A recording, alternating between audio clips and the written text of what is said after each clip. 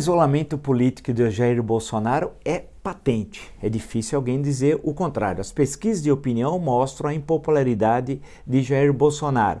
As relações com o Congresso Nacional, percebam uma dinâmica dentro do Congresso que prescinde de Jair Bolsonaro. Hoje, já tem notícias nos jornais de hoje, de setores do empresariado que apoiaram o Jair Bolsonaro na eleição de outubro do ano passado, que estão se afastando discretamente de Jair Bolsonaro, que perceberam a sua inépcia, a sua incompetência por exercício do cargo, do mais alto cargo da República, e notaram que a equipe econômica não era aquilo que se imaginava em janeiro e que o seu titular, Paulo Guedes, não tem um projeto econômico para o país e desconhece as principais questões nacionais. Portanto, o governo está partindo cada vez mais para o isolamento, sem um apoio congressual seguro, sem condições, portanto, de governabilidade.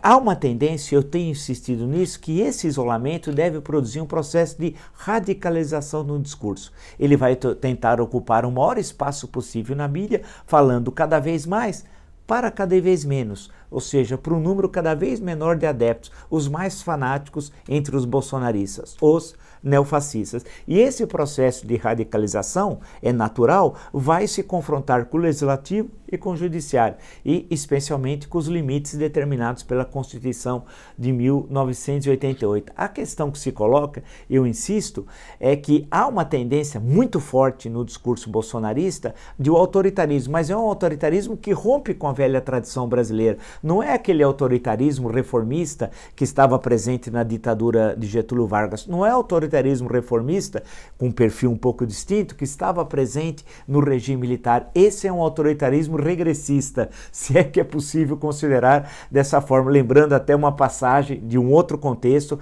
de Bernardo Pereira de Vasconcelos, né? Mas a questão que se coloca agora, ou seja, não é aquele autoritarismo que colocava a questão do Estado como elemento determinante da economia, como com Vargas, como do regime militar, ou aquele que falava que um dia o Brasil seria democrático, como está presente de forma difusa no discurso autoritário do varguismo, ou mesmo no regime militar. Vide algo que eu sempre lembro, que os presidentes militares, os 5, em todos os seus discursos de posse falavam em democracia. Nesse não. Esse autoritarismo ele é regressista, anti-estatista, voltado ao imperialismo, subserviente, sem política externa independente e que não fala em democracia. E quando a cita é para desqualificá-la. Então, esse processo de isolamento tende a continuar.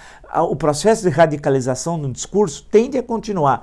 Ele vai falar para cada vez menos, é o que tudo indica. E o choque com os outros dois poderes, executivo, o judiciário e o legislativo, também vai estar presente. E há uma questão que corre por fora e que é fundamental na história recente brasileira. É como a sociedade civil brasileira, já organizada, ainda que de forma frágil, vai se posicionar frente ao radicalismo de discurso neofascista de Jair Bolsonaro. É essa a grande questão. Mas que ele caminha para o isolamento, ele caminha. E ele quer o isolamento. Eu não sei para quê, se ele vai tentar dar um tipo de golpe, se tentar não encontrar apoio popular e nem nas instituições, ou se ele tem uma perspectiva de mostrar que ele não consegue governar e aí partir até, por que não, já ocorreu na história brasileira, até por um processo de renúncia, imputando a estrutura do Estado Democrático de Direito a impossibilidade de governar. Não é impossível que isso ocorra.